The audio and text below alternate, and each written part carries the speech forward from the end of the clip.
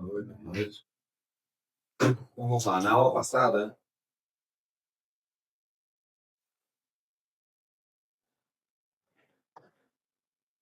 nós começamos com a estrutura da igreja. Falando de número de bispos. Na verdade, eu dei uma olhada, nós temos 248 bispos hoje. Isso varia. Até porque a nomeação dos cardeais, não bispos, a nomeação dos cardeais tem muito a ver com a necessidade do Papa de informação das várias dioceses, das várias regiões. Então faz sentido que uma região com mais gente talvez tenha mais cardeais, mas não necessariamente.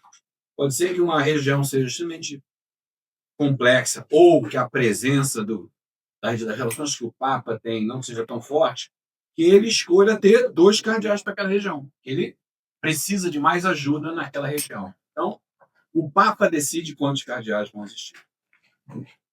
Existe mais ou menos uma prática, mas pode ser que um Papa decida ter mais cardeais do que outro Papa. Esse número naturalmente vai mudar com o passar do tempo. Então, no momento, nós temos 248. Então, me perguntaram também, deixa eu responder alguma coisa em sala, que perguntaram fora de sala, se dentro do colégio de cardeais existe representação das 24 igrejas. Resposta é sim. Todas as igrejas são representadas, mas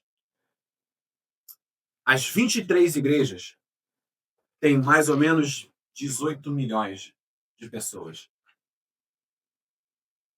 Versus 1,3 bilhões. Quer dizer, 99% dos católicos estão dentro da igreja latina. Mais ou menos 1,3% estão dentro das 23 igrejas orientais. Tá? Para dar uma noção. O interessante disso daí, eu vou tentar evitar sair demais, senão não vamos terminar a aula hoje também. Mas o interessante é que, veja bem, lembra, todos sabem sobre o grande cisma? Lá? Você já tem? Já. Alguém não assinou ainda? Tá. Todo mundo sabe sobre o grande cisma?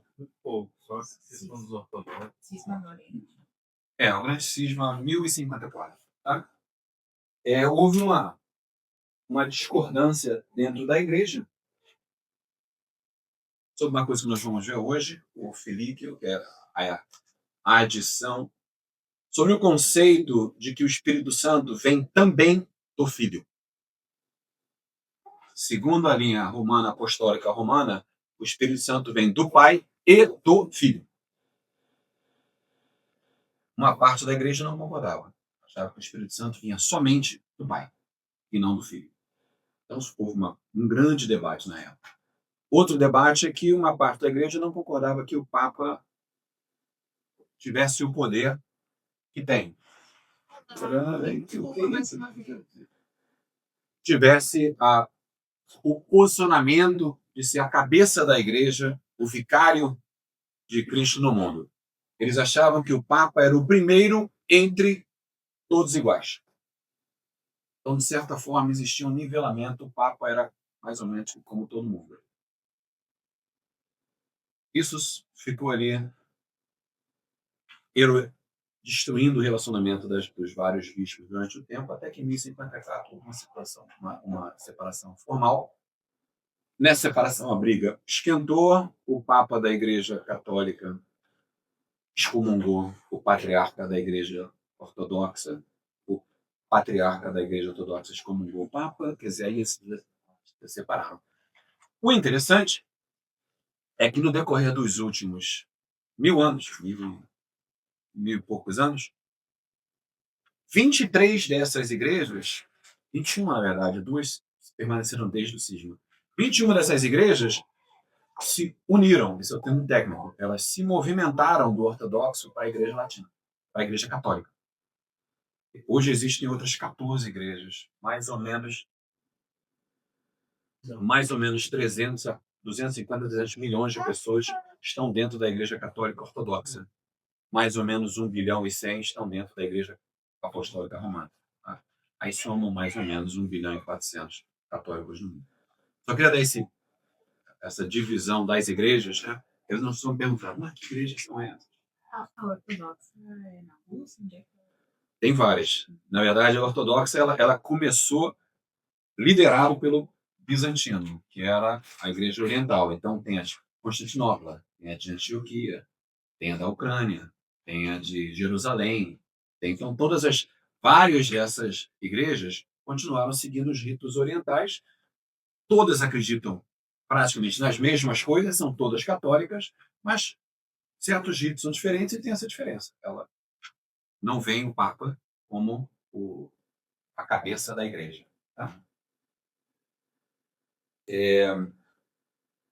Uma coisa que nós não falamos foi sobre a questão dos diáconos. Tem 48 mil diáconos. O importante é comentar que o diácono não é ordenado, ele não é um padre, mas ele pode exercer e trabalhar em vários sacramentos. O diácono, por exemplo, pode presidir um matrimônio. Não precisa ser só um padre. Mas o diácono é a pessoa que decidiu ser diácono. Tem dois tipos de diácono: o diácono temporário e o diácono mesmo. O diácono temporário é um estágio no processo da ordem. Um padre, antes de ser padre, é um diácono. Então ele é um diácono temporariamente porque ele continua os estudos e vai virar um padre. E tem o diácono, não, eu não quero ser padre, mas eu quero servir a igreja. Então ele é um diácono e isso voltou com o Concílio do Vaticano II. Um diácono, por exemplo, pode casar. Você só vai ver fora, o pessoal está dizendo que o portão fechou. Um monte de gente querendo entrar, inclusive a Carlão e a Thaís. Tá. Um diácono, por exemplo, pode casar. Então tem algumas diferenças entre o diácono e o padre, mas o diácono está lá para auxiliar o padre em todas as funções da igreja. E os diáconos já existiam, o padre Paulo Ricardo menciona os diáconos aqui na homilia de hoje, eles já existiam desde o início. Eu mencionei na aula passada que o primeiro mártir foi um diácono, Estevão. Um dos 7 diáconos tinham sido selecionados pelos apóstolos. Então ele já tinha uma atitude muito ativa na comunidade, a ponto que ele foi preso e martirizado a pedras, com a presença de Saulo de Tarso. Há uma pergunta sobre a questão da hierarquia.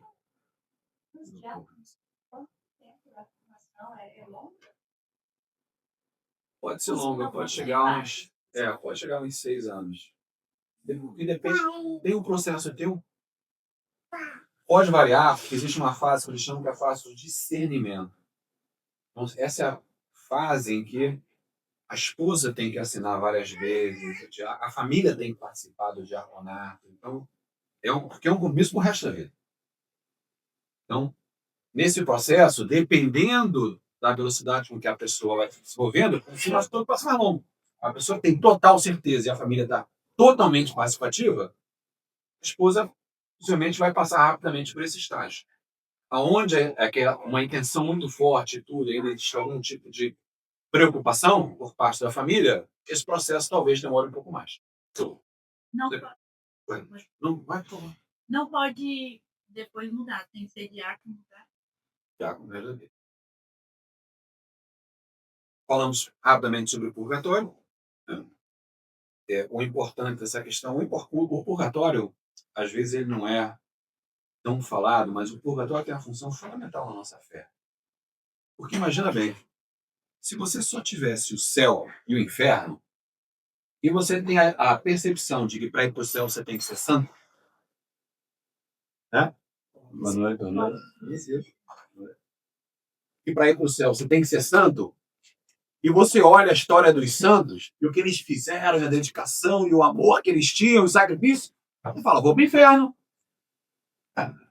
E aí, se todo mundo achar que ir para o inferno, que motivação você tem para tentar levar uma vida que glorifica a Deus? Nenhuma. Mas a verdade é que o purgatório é exatamente aquilo que nos permite entender que pessoas como nós, os santos eram pessoas como nós, eles resolveram um chamado e resolveram dedicar um tempo maior a desenvolver a intimidade com Jesus Cristo, com Deus. Mas, para gente como a gente, estamos tentando o caminho da santidade, cada um na nossa velocidade, é importante entender que na medida que você vai e tem a opção do purgatório, você está salvo. Os místicos que tiveram a possibilidade de ver o purgatório, nós temos vários depoimentos, alguns mais famosos que outros, declaração, detalhes, todos eles falam uma coisa: existe sofrimento, não é um local de férias, de forma alguma, porque lembra, eles estão purgando os pecados, então assim, literalmente está queimando os pecados lá, se limpando. Mas é uma dor de felicidade. Eles sabem que eles vão encontrar Deus. Então, as almas do purgatório sofrem com felicidade, enquanto as almas do inferno sofrem com a dor de nunca vão encontrar o Deus. E o nunca é nunca. É assim, os nossos 80, 90 anos aqui não são nada perto da eternidade. Cada um de nós aqui, quem gostaria de ser eterno?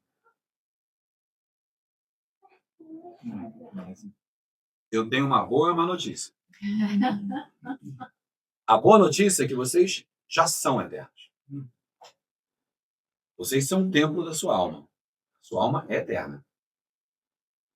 Terra, então, nós viveremos para sempre. A má notícia é que nós temos esse tempo aqui de reconciliação na Terra para garantir que a gente vai para cima e não para baixo. Então, esse trabalho é o trabalho de se alinhar nesse caminho da salvação, porque muitos tentarão, poucos entrarão. Né? Então, essa questão do purgatório é importante, a pergunta que você fez para... Posso fazer outra pergunta? Quando Jesus Cristo foi crucificado, um dos crucificados também pediu a ele lá. E Jesus Cristo falou que encontraria ele no céu naquele momento, depois da... E aquilo ali eliminaria ele de purgatório? Ou... Não, o céu, o purgatório e o céu, nesse conceito, é a mesma coisa. A mesma coisa. É uma diferença, tem uma diferença temporal de você estar na visão beatífica, você está vivendo o amor de Deus eterno, o céu mesmo, você está num processo de preparação para poder estar no céu. Tá? Lembrando, nós também comentamos da diferença do céu dos céus. Né? Lá só reside Deus e os anjos. No céu estaremos nós, todos os santos, os justos.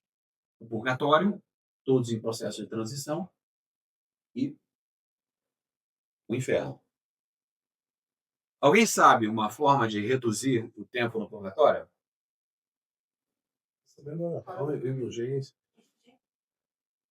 Indulgências. Nós vamos ter uma aula sobre indulgências. Mas indulgências é aquele negócio assim que viu o pau deve. Entendeu? E orações. Por isso que a gente fala assim, reza pelas almas das pessoas. Porque são orações nossas pela salvação das almas do purgatório que aceleram o processo de limpeza dessas almas. Então, por exemplo, eu muitas vezes pego a indulgência plenária e ofereço a Maria pelas almas do purgatório. Minha mãe, você sabe muito melhor que precisa. Eu ofereço a indulgência. Maria decide quem ela quer tirar. Entendeu? E você pode oferecer para um ente querido seu, ou você pode pegar para você. Não pode oferecer para ninguém vivo. Tudo bem? Inferno, Eduardo, seria o quê? Pegar um tigão. Ranger de dentes. Dor, fogo, agonia. Tem o Diário de Dom Roxo. Eu comentei. Porque o anjo da guarda dele o levou para ver uma visão possível futura. Então ele viu os alunos deles no inferno se os alunos não mudassem a atitude. Uma coisa louca, porque o inferno, o céu, isso é uma temporada. Então ele quando voltou do sonho, da viagem, ele voltou destinado a não permitir que aquilo acontecesse. Então, é muito legal ver o Diário do Dom Roxo. E o filme, tem um filme bom que eu gostei, mas no filme não fala sobre isso. Nem a viagem dele ao inferno, nem a viagem dele ao céu. Estão bem? Tranquilo? Não, uma questão do inferno também são filhos de Deus. É isso que eu tinha perguntado. Ah, tá. Todos são filhos de Deus. As quais são as almas que vão para o inferno? São as que não pedem perdão? São as que não se comportaram conforme. Quem leva as almas para o inferno? Quem manda as almas para o inferno? Elas mesmas? Ela. Porque eles decidiram por vontade própria receber a graça. Muito bem. A nossa alma respeita a atitude que ela aprendeu a ter aqui nessa vida. Se aqui você não procura Deus, na hora que você morrer, você não vai mudar de ideia. Você vai continuar não procurando a Deus. E só tem uma outra opção, tem duas opções. Uma opção é Deus, outra opção é o diabo. Não tem. A tua alma é você que se coloca no inferno. Agora, se você buscou e não buscou da forma certa, ou buscou mais ou menos, ou buscou morno, como a Bíblia fala, né? Vomita nos mornos. Então, é aí que entra na frase de Jesus Cristo. Muitos tentarão, poucos conseguirão. E tem muitos que acham que estão no caminho. E nesse meio termo existe também o que é chamado da justiça divina, ou a misericórdia divina. Porque Deus vê nossos corações. Então tem gente que tem muita ação, mas tem um coração duro. Mas quando você olha a pessoa, parece perfeito. E tem gente que não tem tanta ação, mas tem um coração na linha de Deus. Um coração humilde e manso. Então, existe a misericórdia divina, uma decisão, não sabe, é um mistério. Se a gente chegar lá e perguntar, não vamos saber, mas existe. Tanto é que a igreja, você não vai encontrar lugar nenhum que diga, se você fizer isso, você vai para o inferno. A igreja não diz o que você tem que fazer para ir para o inferno. A igreja diz, se você quer se salvar, esse é o caminho. Porque ninguém nunca voltou para dizer, a regra para ir para o inferno é assim, ó. Opção A, se você, entendeu? E alguém, não. Nós teremos a nossa justiça individual. Mas nós recebemos mais avisos que fossem retornar. Tem todo o Antigo Testamento ensinado o caminho, depois tem todo o Novo Testamento ensinado o caminho. Tem a igreja que ele fundou para nos ensinar. Jesus deu bastante spoiler, né? Nos deu um manual, né? Nos deu um manual de operação. E nos deu uma instituição para nos lembrar constantemente, nos deu uma mãe para nos visitar constantemente, para nos lembrar. Tapa estratégico, não faça isso. Você não está rezando, não faça isso. Então, assim, não vai quem realmente achar que é besteira, que é balela. Infelizmente, como eu comentei, existiu a banalização do inferno. Então, muita gente não acredita que é tanto assim. E com essas pessoas têm menos preocupação em pecar.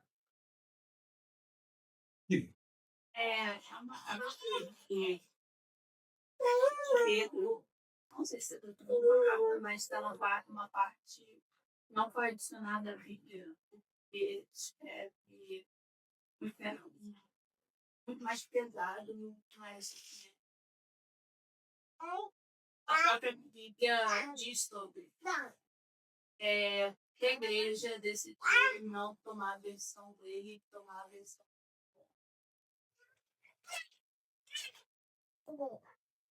Eu não sei te dizer. Eu não posso. Qual a opinião própria sobre isso? Existem documentos todos eles acessam. Tem um que é muito conhecido, se chama Didache. Chama As Instruções dos Apóstolos. Esse documento existe desde os apóstolos. Praticamente, que lista tudo, a missa, o batismo, os sacramentos. Desde aquela época está tudo listado, documentado. Então é um documento que foi usado como assim, o manual do missal por muito tempo. Existem outros documentos de São Clemente, Santo Inácio de Antioquia, todas as pessoas do primeiro século que basicamente ajudavam a entender o início da liturgia, né? O início do missal, o que se fazia, mas falava-se sobre o partir do pão, sobre o batismo como deveria ser, todas as regras já existiam desde os apóstolos. Porém, a seleção dos livros para a Bíblia tinha uma intenção muito clara. Falar sobre os ensinamentos para a nossa salvação. Então tem muito livro que é validado, aprovado, verificado pela igreja como real, como válido, mas não fazia sentido estar na Bíblia. Que não tinha a ver, ou falava demais sobre o dia a dia, que não adicionava em nada a salvação dos fiéis, ou podia criar questionamentos ou dúvidas. Confusão, questionamento, dúvida. Entendeu? Porque lembra que a Bíblia, o Espírito Santo continuou a alimentar os fiéis no passado do século. Os doutores, os vários trabalhos que foram feitos, os papas, os cardeais, são alimentados pelo Espírito Santo. Então, se você parar a pensar da pergunta se toda tradição oral já foi falada, não. Ela está sendo criada como o Espírito Santo continua sustentando a nossa igreja. Continua alimentando as decisões, as encíclicas, as bulas, os documentos da igreja, continuar a nos ensinar o caminho da salvação. Tá? Eu tenho uma... E a Bíblia acaba sendo quase que um resumo também, né? Porque a Bíblia é um grande se resumo. você, é um grande resumo. Porque se você for pegar a história e a quantidade de livros, né, e relatos, é impossível. Uma muita enciclopédia basta de vários volumes seria... São muitos Isso, documentos. sim. Os documentos que a igreja, o Vaticano, tem na sua biblioteca são muitos. Porque eles têm documentos de todos. Eles têm documentos dos gregos da época, dos romanos da época. Tem documentos da Ásia. Tem documentos na Ásia, na China, de teólogos chineses falando sobre o terremoto no dia da crucificação de Jesus Cristo. Não tem, assim, documento não falta, listando detalhes sobre o que aconteceu de vários constituintes diferentes. Né? Então a igreja tem esses documentos, foi colecionando esses documentos, foi validando esses documentos durante todos os séculos. Por isso, quando acontecia um concílio, não era assim, não é a minha opinião contra a sua. Calma aí, vamos. Nós temos um monte dessas coisas documentadas. E por isso que durava tantos anos, né? Porque mesmo com tudo documentado, as pessoas falam, não, veja bem, a minha interpretação, né, é tal. Entendeu? Nós vamos, inclusive, falar sobre os dois concílios hoje. Então, nós já falamos até então sobre a Santíssima Trindade. Vamos lá. O que é a Santíssima Trindade? Pai, Filho e Espírito Santo. Pai Criador, Filho Redentor e Espírito Santo Santificador. É a crença fundamental da Igreja Católica. Sem acreditar na Santíssima Trindade, Não pode se dizer católico. nada do resto funciona. Nada do resto funciona. Vamos ver aqui das crenças fundamentais. De uma forma ou de outra, tudo volta ao fato de que a Santíssima Trindade é a Santíssima Trindade e que ela é uma natureza só, 3 pessoas, uma natureza divina. Falamos sobre a divindade de Jesus Cristo. Divindade de Jesus Cristo. O que nós falamos sobre isso? Ele é um com o Pai, de Deus. Ele é um com o Pai, o Verbo se fez carne, é um com o Pai, sua paixão, morte e ressurreição. É o que criou para nós a esperança da vida eterna. Né? Falamos sobre ressurreição e vida eterna. É um dos comentários. Jesus Cristo, a sua ressurreição nos deu a esperança de que há uma vida eterna. Ao falecer, ele abriu o céu, acabou com o seio de Abraão, trouxe os justos para o céu, nos deu um local onde nós somos esperados por Deus. A igreja como corpo de Cristo. Cristo fundou a igreja com Pedro, deu a ele as chaves, deu aos apóstolos poderes. Esse poder e esse ensinamento foi passado através dos bispos e papas por 2000 anos, mais de 2000 anos. Isso é a tradição apostólica, né? Que foi passada de forma oral. A igreja com o corpo de Cristo. Então, agora o próximo são os sacramentos.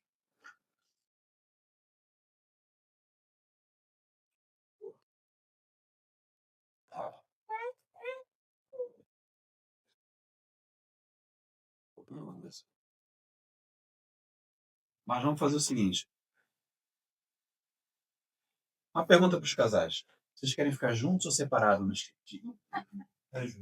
Olha só que eu sou democrata, né? Você viu na discussão deles. Junto? Então tá bom. Então, Carlos, Thaísa, momento para cá, sim. Então aqui nós temos 5. Preciso mais um para lá. Você quer chegar hoje? Vamos começar a dividir aí a turma, vamos começar a brincar. Então, aqui nós temos 2, 4, 6. E aqui nós temos 2, 3, 4, 5, 6, 7. Então, a pessoa que está faltando, que eu não estou agora, Eu estou não. é o Marcos. É o Marco, o irmão não vai ficar. Vai ser o Marco. Então, o Marco vai ficar nesse time de cá, tá? Primeiro pedido que eu tenho para vocês, em algum momento, conversem para definir o nome do time. Tá bom? O mesmo pedido vai para cá. Tá certo? Eu vou começar aqui, mas aí a Mainara vai me ajudar depois. O tempo, a gente começar a marcar pontos. Tá? Então, como é que os pontos vão ser adquiridos? Ou perguntas, quem responder certinho leva os pontos, as perguntas vão ter pontos diferentes, ou jogos. Certo? Ou, no meio de qualquer aula, nós vamos puxar a fichinha, aquele momento que você não quer ser sorteado, e aí, se a pessoa responder certo, a equipe ganha o ponto. Se a pessoa responder errado, o ponto vai para outra equipe. Tá certo? Então, a primeira pergunta, valendo 50. Eu tenho que ir a algum lugar para... Você pode mudar?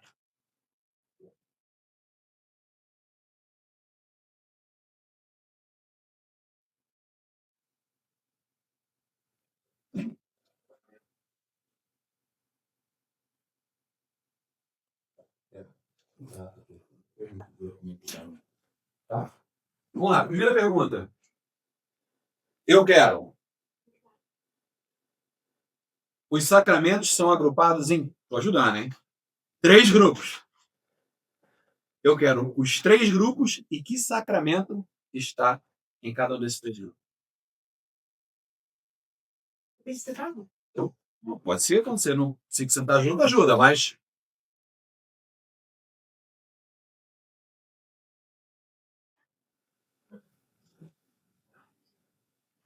Mas assim, tem que ser acelerado, senão a aula não anda.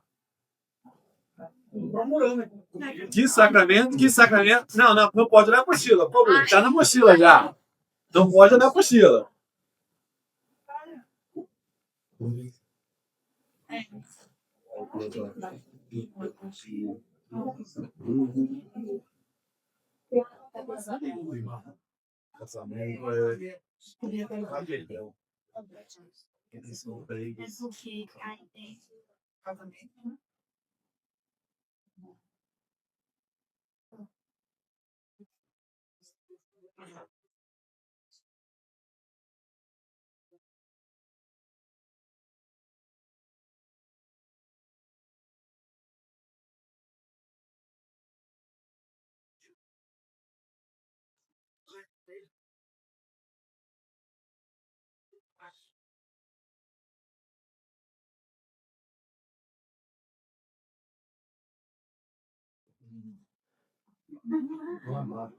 Lorena, se junta aí, Lorena. Fica de fora, não.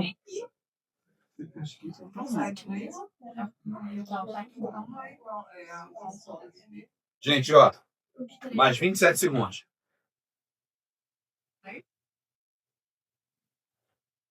A gente tem que cruzar aqui com a... Vocês decidem se querem responder ou não. Ninguém quer responder, responde. Quais são os 3 grupos de sacramento? E quais estão em cada um dos grupos?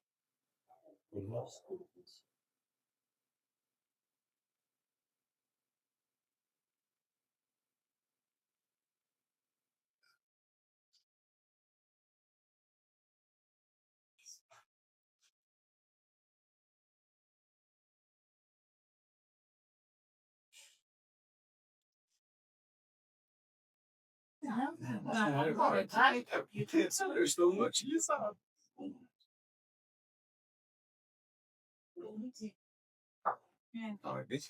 Oi.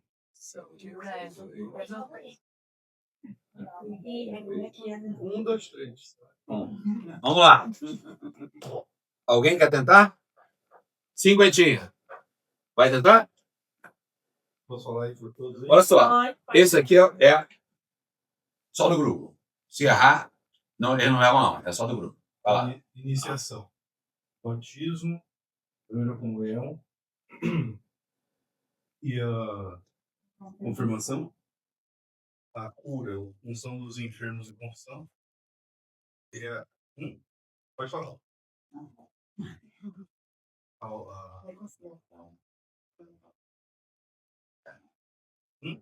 É a reconciliação, a unção dos espíritos. Tá certo. Sim. Comunhão é ordem na rua.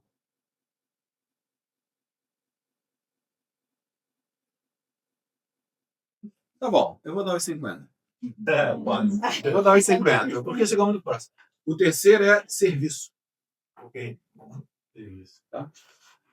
São de serviço. Matrimônio e a ordem. Tá? Então, não vou entrar no detalhe agora cada um deles, porque nós temos aulas sobre os sacramentos. Mas é importante saber isso. Os sacramentos são as formas visíveis para que nós recebamos graças invisíveis para nos ajudar na nossa salvação e aprender a glorificar, desenvolver mais intimidade com Deus. Tá? É o momento que nós participamos do corpo da igreja e alguns sacramentos são o ponto, é o ápice da nossa vida de oração. Por exemplo, na missa, uma comunhão, a Eucaristia. É um momento de união perfeita com Cristo. Tá? A Sagrada Escritura e a tradição. Falando bastante. Deus se revelou ao homem através da Sagrada Escritura e da tradição apostólica.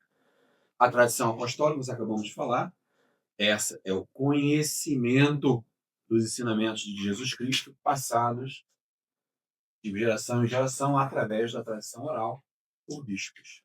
E por conta de ser tradição oral, gerou aquele telefone sem fios. Então, vamos falar mais à frente sobre os concílios como resultado disso. Tá? A escritura foi a forma escrita com que Jesus e o Espírito Santo nos deram o caminho da salvação. E nos deram uma igreja para nos ajudar a entender. Eu gosto de falar a palavra entender, porque a palavra interpretar pode dar a impressão de que a pessoa que está te falando tem uma opção. E dentro da Igreja Católica essa opção não existe. Um padre aqui no México ou na Austrália tem que falar sobre aquele salmo ou sobre aquela liturgia, a leitura do dia, na mesma linha. Ele não pode resolver, mas tem que se inspirar. Tá? Então, eu diria que existe uma interpretação, porque o que você vai explicar é diferente do que está escrito ali. Você vai dar novos termos para uma explicação melhor. Tá? Mas lembra que não foi... A igreja não criou a Bíblia e depois interpretou o texto. A igreja selecionou o texto que continha a verdade. Essa é uma diferença muito importante. Não foi o texto que ensinou para a igreja qual é a verdade. Foi a igreja que selecionou os textos que refletiam a verdade. Então, a verdade já era de conhecimento da igreja. E quem tinha esse conhecimento? Quem dentro da igreja é responsável por garantir, por proteger, por manter a coerência desse depósito de fé?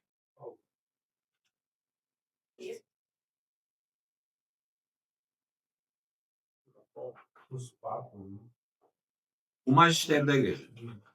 Então, a nossa igreja trabalha em cima da tradição apostólica, do magistério da igreja que protege a tradição apostólica e das escrituras que refletem por escrito o caminho da salvação como resultado da tradição apostólica. Tá?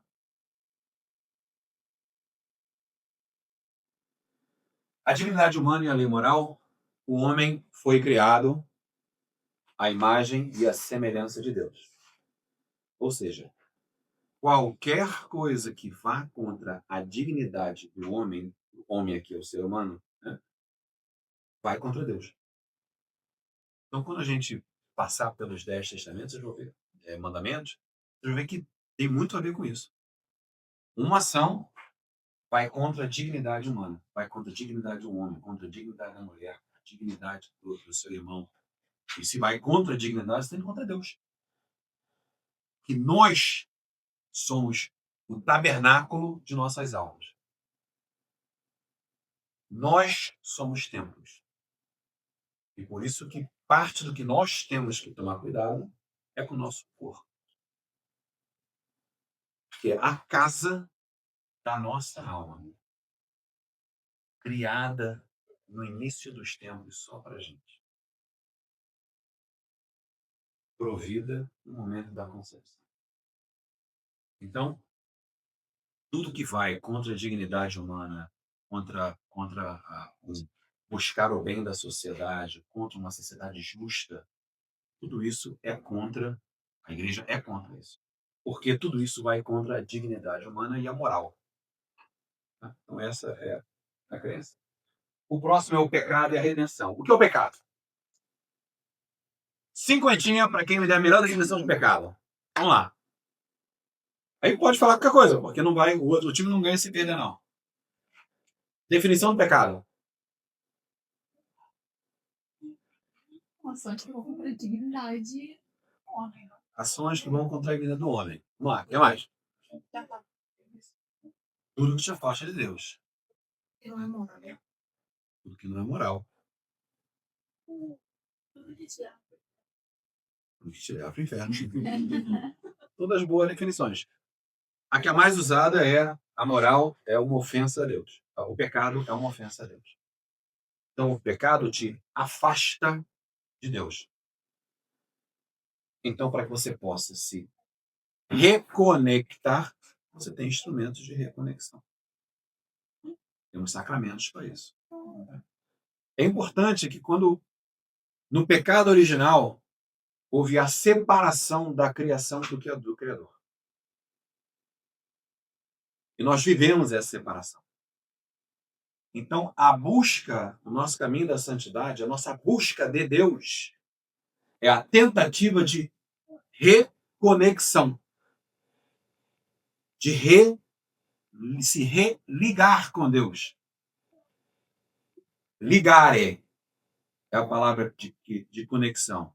Re é de novo. Religare. A religião é o mecanismo com o qual o homem tenta se reconectar a Deus. Daí a origem da palavra religião. Essa nossa busca de se reconectar com Deus. A redenção, o pecado e a redenção aí é a paixão e o sacrifício de Deus, de Jesus Cristo. Em seu sacrifício, ele expiou por nossos pecados e nos reconectou com Deus. A partir daí, nós nos afastamos com o pecado, mas ele nos deu mecanismos para que nós voltássemos ao nosso caminho. E aí, mais uma vez, é o seu conhecimento que faz com que você se afaste muito ou fique sempre pertinho do caminho. Quanto mais você se afastar, mais você vai sujando a sua alma.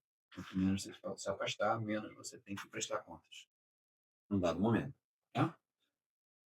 Mas o ponto importante é, indo para o purgatório, então, quanto mais a intimidade com Jesus Cristo, com Deus, nos transformar, mais certos pecados param de fazer sentido.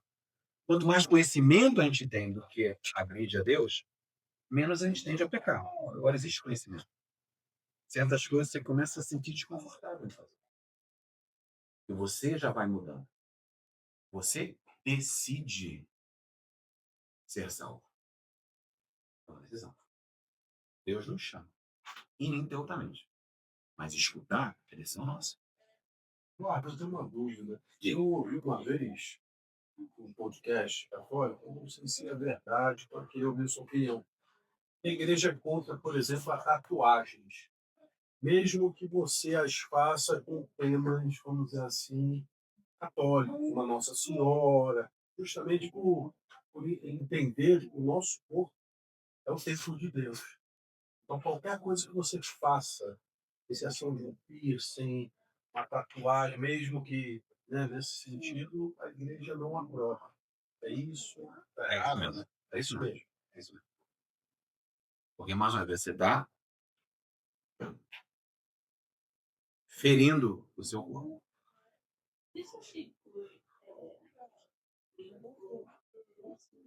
Não. Piercing, eu não tenho certeza. Brinco não. Brinco não. minha impressão é que não. Eu não tenho a lista exata do que é, não. Mas a questão vai no coração também, o intuito com o qual você faz isso. Tá? Mas, de qualquer forma, parte da nossa missão é proteger, tá vendo? O nosso corpo. E essa parte de cirurgia plástica? Por que você faz uma cirurgia plástica? Se você tem um defeito que você precisa acertar, porque esse defeito não permite que você viva com dignidade, é uma coisa. Se você está fazendo a cirurgia plástica para você ficar mais bonita, você está alimentando o seu ego. Não é a intenção. É, entendeu? Tudo depende de como fazer. Agora, você vai para o inferno por conta disso? Não, existem pecados veniais e existem pecados mortais. É por isso que existe essa. Agora, um montão de pecados veniais, com constância, se transforma no pecado mortal. E você tem o hábito de pecar. Né? A vida de oração. A oração é a forma de se transformar. É importante entender. A forma com que nós nos transformamos é a busca de se aproximar para Deus. Quanto mais próximo nós estamos, mais graça nós temos. Quanto mais graça nós tivermos, mais nós temos condições de nos movimentar no caminho da salvação. Resistir às tentações. Glorificar a Deus nas nossas ações. Lembra que eu falei sobre os ofícios e as obras? Né? O ofício é o que nós estamos fazendo aqui. Entender, buscar. O intelecto levando a fé. Você não tem fé porque alguém falou que você tem que ter fé e acabou. Você tem fé porque você começou a estudar. Você entende os mandamentos da igreja, você entende os ensinamentos. As coisas começam a fazer sentido. Você começa a ser iluminado. Você começa a ver aquilo de uma forma diferente. E aquela luz que sai do natural e vem para o sobrenatural e te permite ler aquilo de forma transformacional é o que vai te transformando. Quando aquele texto, que é no início, são apenas palavras, se transforma em movimentação em direção a Deus. Então, essa transformação, não vou falar mais lá na frente, essa metanoia que acontece, vem como resultado da oração.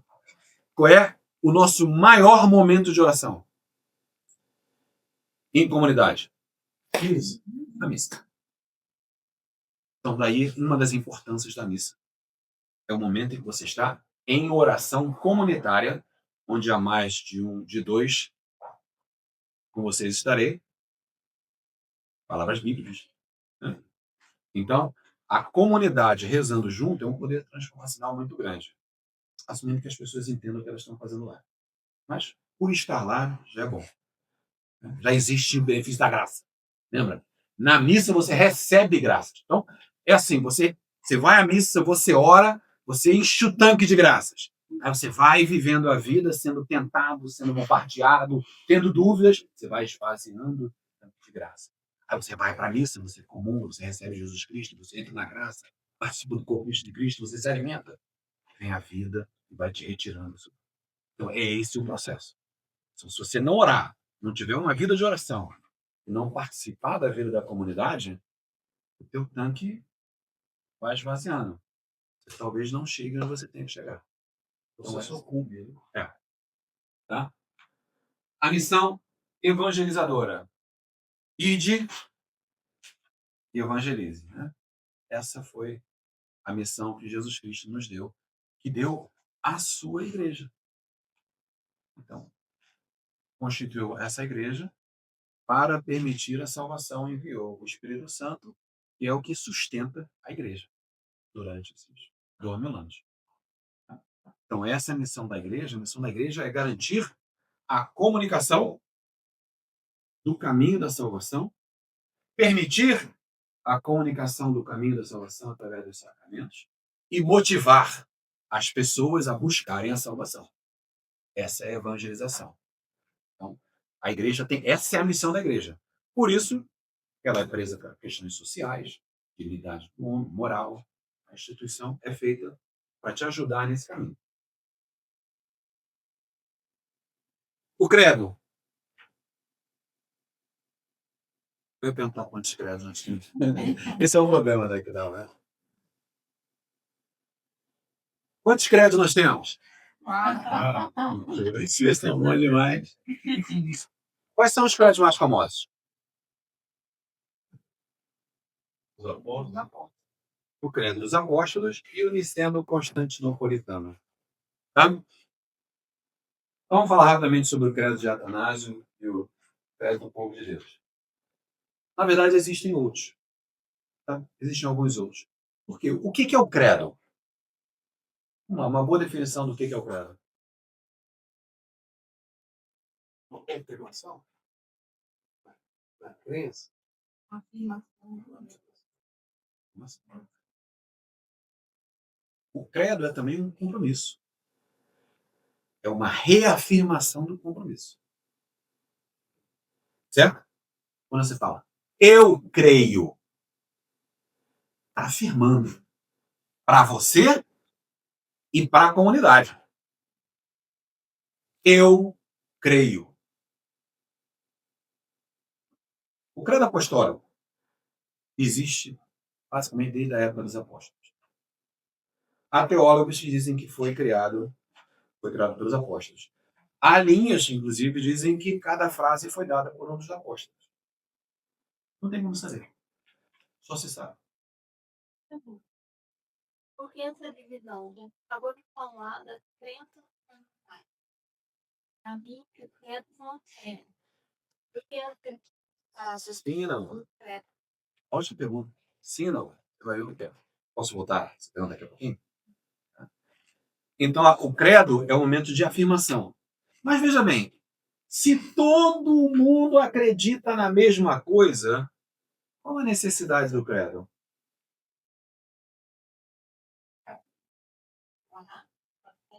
Tem umas heresias no meio, né? Então você tem que afirmar o negócio. Tem Vou uma responder a tua pergunta. Porque no meio do caminho, esse telefone sem fio começou a alimentar o ego de algumas pessoas de poder que queriam ter uma posição prominente dentro da igreja a decidir interpretar as coisas de forma um pouquinho diferente. E nesse momento, o que aconteceu? A igreja tinha um credo. Por quê? Imagina. Né? Lembra que nós falamos da igreja primitiva? Como é que foi a correria, o pega para capar? Porque quando começou a perseguição em Jerusalém, os primeiros 30 anos, o que os judeus cristãos, já naquele momento, fizeram? Não ficaram lá. Saiu debandando para tudo quanto é canto. E conforme eles debandaram, o que eles levaram com isso? A palavra. Então a coisa começou a se espalhar por todos os cantos das pessoas inicialmente fugindo da perseguição em Jerusalém. Então, os fariseus, ao tentar acabar com os cristãos, na verdade, alimentaram o seu crescimento. Que foi... Hã? Todo mal vai embora bem. Pois é. Que foi, então, alimentado pelo sangue dos mártires. Quanto mais mártires morriam nos coliseus, rezando, cantando, mais gente se convertia. Que Deus é esse em que as pessoas morrem cantando? Então, o sangue da nossa igreja é uma igreja do sangue dos mártires. Daí a importância de defender a nossa fé. E nos custou muito. Nos custa ainda. Estou no Coliseu, né? E tem um local lá, se você for fazer uma oração, você recebe indulgência também, né? Por causa do sangue derramado. Sangue dos mártires, catacumbas. Na verdade, vocês vão ver que você pode receber indulgência todo dia do ano. Vamos ver isso. Mas tem, assim, não é simples. Assim, mas existem formas. Não vamos falar mais detalhes sobre as indulgências. Então, o credo dos apóstolos existia. A igreja começou a crescer, cada um começou a assim, falar o que entendia. O que o magistério decidiu? Nós precisamos que todo mundo creia na mesma coisa. Então vamos criar aqui uma série de definições para a gente garantir que todo mundo crê nas mesmas coisas, independente de em que região estejam. Criamos o credo. Então, o credo apostólico é o credo que foi o credo que viveu os primeiros 300 anos da igreja. Certo? Aí vem um senhor chamado Arius, bispo de Alexandria. O que ele decidiu? Veja bem, esse negócio de que Jesus Cristo é o mesmo que Deus não é legal. Não acredito nisso. Jesus Cristo foi Jesus Cristo, mas ele foi criado por Deus. Ele não é Deus. Ele foi criado por Deus. Então, o negócio da Santíssima Trindade ser toda a mesma coisa não é certo. Qual o problema? O problema é que Arius era um cara de uma retórica muito forte. E convenceu muita gente de poder. Tanto que basicamente que dividiu a igreja. Dividir a igreja houve a necessidade do primeiro concílio. 360 bispos se reuniram para falar, vamos conversar sobre isso aí. Porque veja bem, olha a gravidade da coisa. Se Jesus Cristo foi criado, existe a Santíssima Trindade? Não. Se Jesus Cristo foi criado, ele tem poder sacramental? Os sacramentos que ele deu não existem. Então agora veja bem. Se Jesus Cristo foi criado, existiu a anunciação do anjo Gabriel? Ele foi criado? Não é anunciação. Ele não é. Você começa a ver que muitas das crenças que são a fundação da igreja morriam por água abaixo. Era a destruição da igreja. Metade da igreja foi contra Arius, Santo Atanásio, um dos grandes defensores. Chamaram o concílio de Nicéia nada amigável, mas no fim decretaram Arius como herege, excomungaram Arius e seus discípulos e definiram o credo de Nicéia. No credo de Nicéia, vou começar a passar aqui, vocês vão ver em negrito o que passa. Em negrito o que foi definido, exatamente para atacar o arianismo. Você acha que acabou por aí? Não, não acabou por aí não. Sabe por quê? O imperador Constâncio, que era filho de Constantino, lembra, Constantino, Edito de Milão, permitiu todas as religiões. Mas não disse que não seria perseguido. Constâncio seguia Arius. Quando eles voltaram de Nicéia, Arius e seus discípulos e sua tropa não aceitaram a decisão de Nicéia. Então eles, com a ajuda do imperador, começaram a perseguir, torturar, matar todo e qualquer bispo religioso que fosse a favor do resultado de Nicéia. Veja bem, agora começou a perseguição dos católicos aos católicos. Depois de Constâncio veio Valente, que era a mesma linha. Durante 50 anos, os católicos matavam os católicos porque eles continuavam seguindo o arianismo.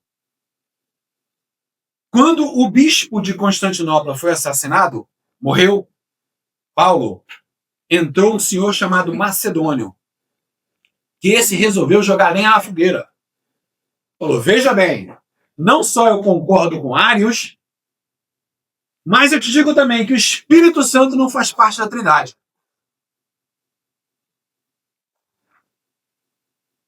Aí a coisa dele, isso foi chamado de macedonionismo. Essa heresia. Aí a coisa degringolou. Só que quando isso aconteceu, foi quando houve a movimentação de Valente para Teodósio. Teodósio viu que o negócio estava pegando fogo. Teodósio não era a favor de Arius, do arianismo. O que ele fez? Chama então o concílio de Constantinopla. Nesse concílio, vocês vão ver em negrito, todo mundo recebeu? As palavras que adicionam, então, o Espírito Santo. Então, aí, entra em Nicéia, que fala que Jesus é consubstancial com Deus. Jesus, Deus e agora o Espírito Santo são da mesma substância. São o mesmo. Todos são Deus. Uma natureza. 3 pessoas. Uma natureza. Ou seja, Teodósio não só acabou com toda a perseguição, fechou Niceno-Constantinopla com um novo credo, que agora dava detalhes, nascido do pai, criado do pai. Entendeu? Quando você vê esse credo, é a explicação em detalhes do credo apostólico, botando todos os pontos e vírgulas para que ninguém tenha dúvida de onde veio, o que é Jesus, quem é o Espírito Santo, de quem eles procedem, como eles se relacionam, o que eles vão fazer. É um credo mais extenso, porque ele explica tudo isso. E falou, a partir de hoje, não só essa é a regra, mas a partir de hoje, a religião que carrega este credo é a religião oficial do Império Romano. Então, Teodósio veio para limpar o arianismo, o macedonismo, o monofisismo, também que acontecia na época, e que foi que vedou um dos credos, o credo de Calcedônia, foi por conta disso, e decretou o catolicismo como a religião oficial da Igreja Católica. Tá? Aí, com esta história, somos nós. Né? O credo de Atanásio, na luta, Atanásio estava... Agora, esse é esse segundo, não é isso? Esse aqui, ó. Tá. Credo niceno. Estava na missa dominical. Às vezes sim, às vezes não, depende das celebrações. É uma dúvida que eu tenho, porque na missa aqui em É o inglês. credo dos apóstolos. Não, é o credo niceno constantinopla. Por que essa diferença? Eu nunca entendo. São flexibilidades que são dadas à diocese. Você vai ter diocese onde em todas as línguas é o maior credo que é o. Mas tem, por exemplo, é muito comum na missa brasileira só ser rezado o credo dos apóstolos. Acho tão bonito assim. Não, é sim, mas hoje, quando você reza o credo dos apóstolos, para quem está ali, você não tem a necessidade absoluta do credo niceno constantino, porque esses conceitos já estão irrigados em muitos de nós. Entendeu? Mas não era verdade no início da igreja. Né? Não dá para dizer que foi a primeira oração. Ora, o Pai Nosso na Bíblia, né? As orações. Oração é uma coisa muito interessante. Né? Tem as orações eclesiásticas, vamos ver esses nomes aí, são orações que são aprovadas pela igreja, mas tem algumas orações que são muito poderosas. As orações bíblicas. Essas a gente tem que ter muito cuidado para orar da forma certa. Uma oração pessoal é uma conversa com Deus. Você fala o que você quiser. Mas quem reza o Pai Nosso tem que rezar o Pai Nosso da forma certa. Existem dois erros comuns na reza do Pai Nosso. Primeiro, Pai Nosso que estás nos céus. Porque tem mais de um. Você é céu, você está rebaixando o poder do nosso Deus. Pai Todo-Poderoso no céu. Não faz sentido. Céus. Tem vários céus. Já falamos mais. Além do céu, dos céus, do céu mesmo, tem o cosmos. Né? Tem vários céus. Todos são céus. Tem o nosso céu físico aqui, tem o cosmos, tem o céu dos céus, tem os céus onde ficam as almas. Deus Pai controla todos. E o outro é perdoai-nos. Essa parte que eu acho mais interessante, porque no fim você fala livrai-nos do mal. Ninguém tem problema em falar livrai-nos. Mas ninguém fala perdoai-nos. Eu não entendo. Por que perdoai-nos e não perdoai? Porque perdoai os nossos pecados, você está falando de você. Mas você é parte do corpo místico. Você tem um compromisso com a tua comunidade de levá-la à salvação. Então você fala, perdoai-nos as nossas ofensas. Olha por todos nós. Certo? Então, Atanásio lutou contra o arianismo de forma muito forte e para lutar contra isso, ele criou um credo. Era específico para bater nessa tecla. Esse e alguns outros credos foram a base de definição de conceitos que levaram, no fim das contas, ao Niceno Constantino napolitano. Tá?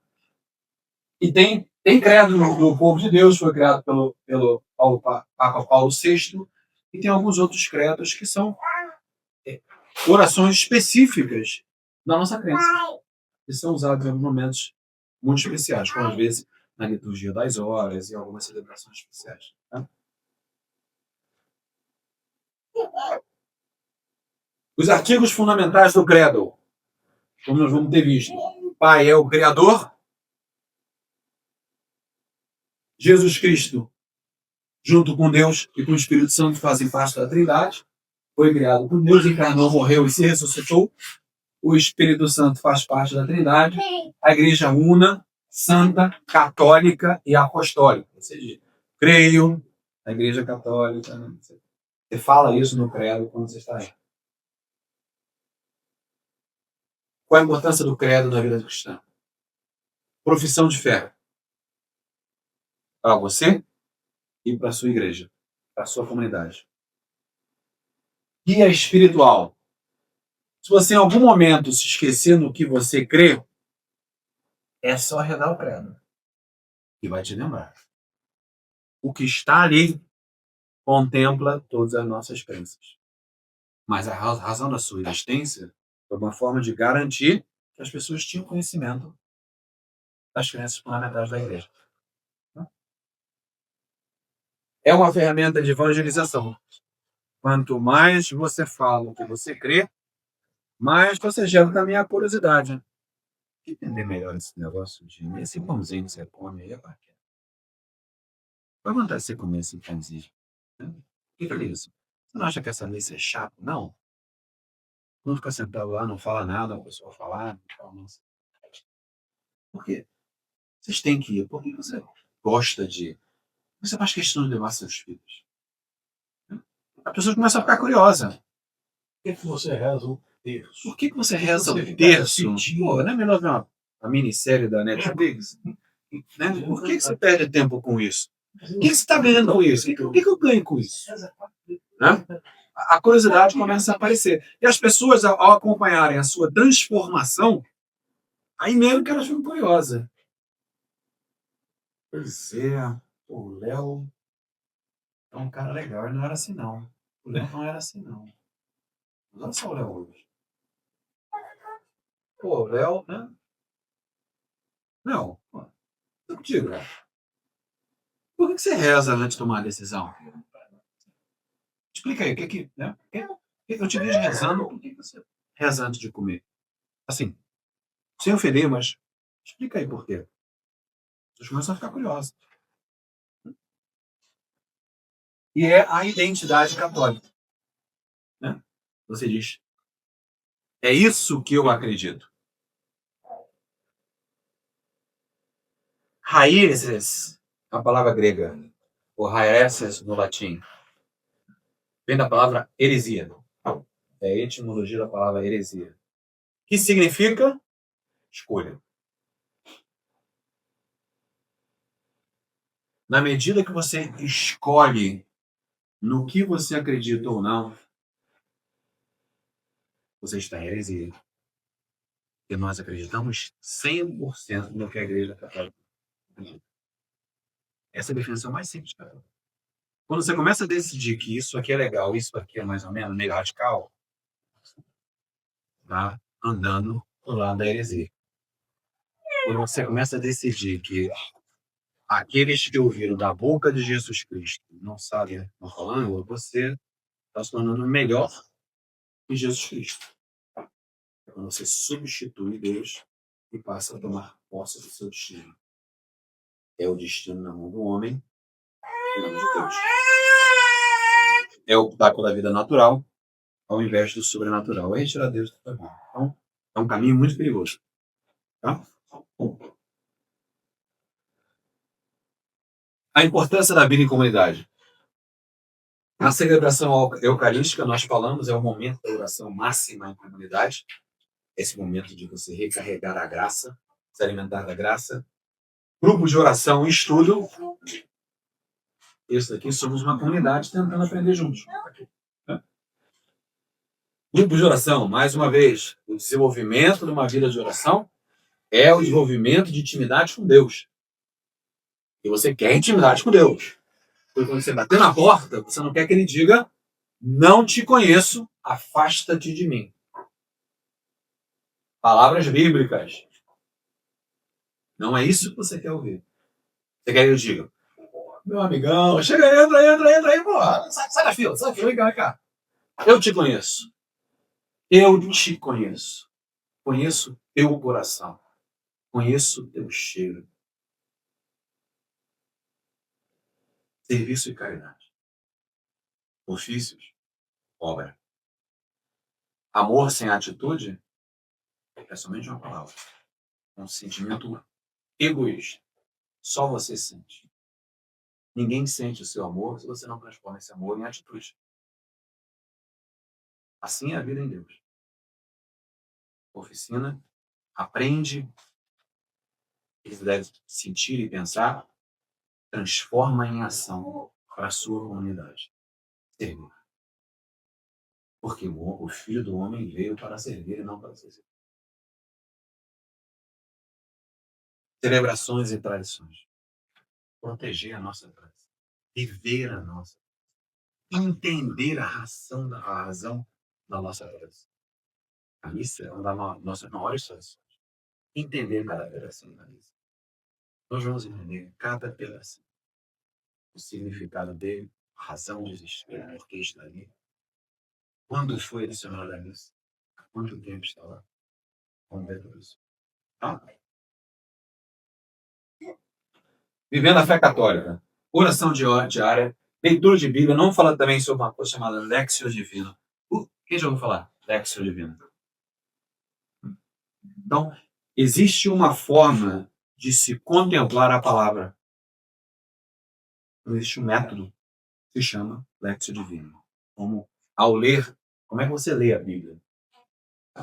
E dentro desse método existe até o processo de transição, quando você move da leitura literal para uma leitura espiritual, e que aí você começa a desenvolver a virtude da fé, quando você começa a crer no que está escrito. Quando você começa a crer no que está escrito, você começa a viver o que está escrito, você desenvolve virtudes, aí você desenvolve a moral divina, e ao você viver isso, você desenvolve a vontade de estar com Deus. Aí você desenvolve a esperança na fé. E aí analógica, moral e anagógica. Os 3 estilos de leitura da Bíblia. Então, nós vamos passar por isso, porque é muito interessante vocês terem esse mecanismo. Senão, às vezes, você abre a Bíblia e fica, né? Leu, não entendeu? Você nem continua. Né? Participação nos sacramentos. É o momento que nós nos alimentamos fisicamente de Cristo. Atos de caridade, formação contínua, testemunho, como eu falei, isso aqui é só o início da nossa jornada. Testemunho de vida. Suas atitudes são testemunho para outros. Tá? Não tem muito tempo, não. Eu estava tendo uma conversa com meu filho e ele tem 27 anos hoje. E ele me fez um comentário e eu já falei assim: pô, legal, gostei disso, mas eu não me lembro de ter conversado isso contigo. Eu não me lembro de ter passado isso para você. Né? Ele falou: ó, pai, eu prestei muito mais atenção nas tuas ações do que nas suas. Eu levei 26 anos para você. Mas olha o poder dessa. Então, as nossas ações são percebidas muito mais do que a gente acha. Devoção a Maria e aos santos. É importante entender isso, né? Nós não adoramos Maria, veneramos Maria e os santos. Né? Inclusive, a própria palavra veneração vem de venerar, que significa ter muito respeito por. Então, venerar os santos ou venerar a Maria é ter muito respeito pelo que eles são.